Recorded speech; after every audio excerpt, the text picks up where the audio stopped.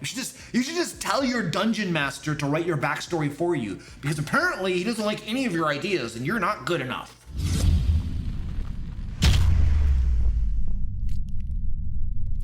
By the way, if you're looking for an anthology of adventures that you can drag and drop into your existing campaign, I cannot recommend Lairs and Legends enough. This book is so popular that we recently sold out of physical copies and we had to order another print run. You'll even get digital maps and tokens to use when you run your games online via virtual tabletop. Now, the reason Lairs and Legends sold out is that it's packed with over 29 5th edition adventures spanning levels 1 to 15, and over 100 new monsters from CR0 to CR24. And we've designed everything to be easy to prep and run at your game table. Background information, key location and NPC notes, plot hooks, read aloud text, encounter and role-playing notes, annotated maps, and more. I'm telling you, when we at the DM Lair design adventures, we're thinking about you, the game master. Our goal is to reduce your workload and make running D&D as easy and fun as possible. So reduce some of the frustration of being a dungeon master today and grab your copy of Lairs and Legends at the link below. The DM says I can't be a bard. I came up with a character concept for a bard for a campaign I'm in after my character unfortunately died by being an idiot. She had a 6 intelligence and thought intimidating a dragon was a good idea. No, she didn't think intimidating a dragon was a good idea. The player thought intimidating a dragon was a good idea.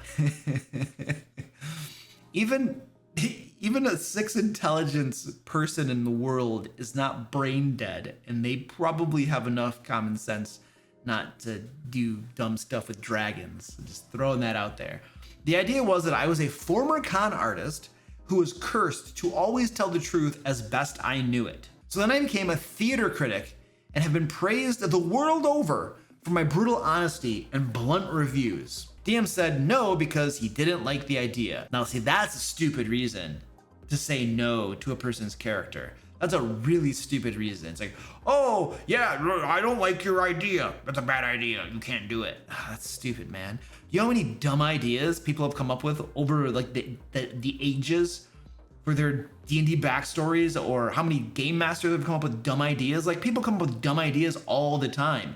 Like, the only reason good ideas exist is because there's a plethora of dumb ideas out there. So to crap on somebody's dumb idea and not let them do it because you think it's dumb for something like their backstory, that's dumb. So I made a bard who wrote poetry because she read somewhere that poems used to hold magic. And then one day she gave a performance of one of her darker poems and an audience member died. Believing it to be her fault, she fled the city and lived a solitary life to avoid hurting others with her magic, who the party then found and convinced her she could use her powers for good instead of evil. Now that's a really cool idea. Now the first idea was fine too, in my opinion, but this one's really cool. I like that. I like that a lot. The DM said no because the idea was cliche.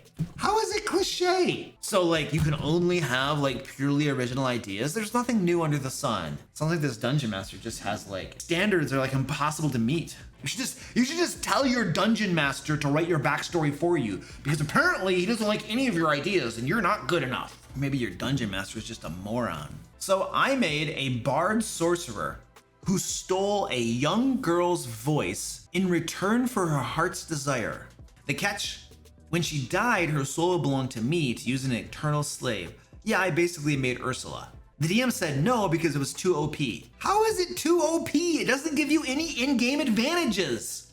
This game master's a moron. It doesn't give you anything. You get 0 in-game advantages mechanically from that. And the game master's like, no, it's too OP. I don't think the game master understands what OP means. It means overpowered. And if you don't get any mechanical advantages from it, it's not overpowered. And you should just let your player do it. Why are you just gonna say no to a player's backstory for no good reason? You're just being a turd. Game masters who just like arbitrarily tell players no without having a good reason are abysmal. Like, yes, there are times and places for telling players no. I tell my players no from time to time. But you should have a good reason for doing so. And honestly, when I do tell my players no, I almost always tell them why the answer is no. I will justify it so that they understand that I'm not just being an arbitrary turd. I have a reason for telling them no. I have a reason for doing the thing that I'm doing.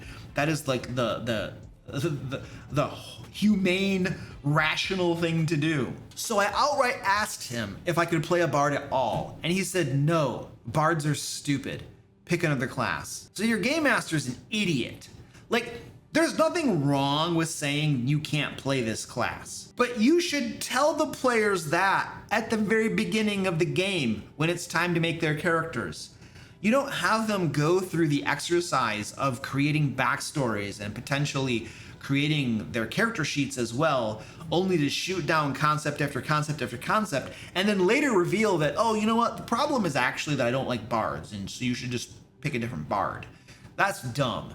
So you're that game master, you need to kick him between the, we do not condone violence around here, so just pretend I never said that.